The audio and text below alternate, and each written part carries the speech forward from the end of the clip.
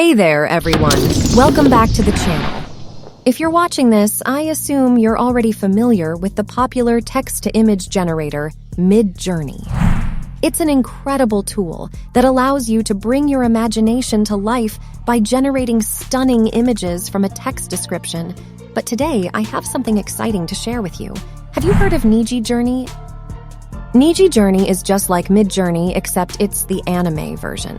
It's super easy to use, and it's all done using the Midjourney bot in Discord. But before we get into all that, please do me a favor, show some love, and hit that like button.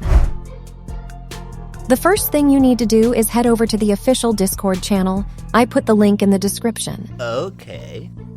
Here, you'll find multiple channels where you can generate your images, and just like with the Midjourney bot, you can create images using a private message with the bot.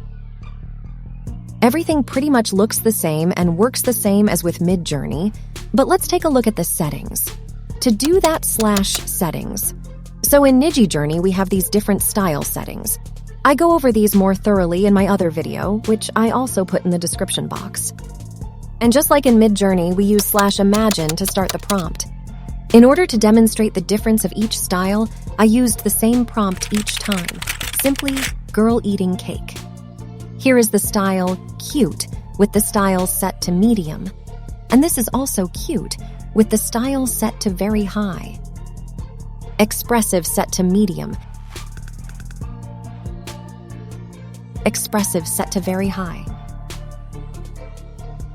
And last but not least, scenic. Thank you all so much for watching today's video. If you have any questions or suggestions, please leave them in the comments below. Also, don't forget to subscribe to the channel and hit that notification bell. I'll be bringing you more awesome content like this in the future. Until next time, keep exploring and keep creating. Take care, and I'll catch you in the next video.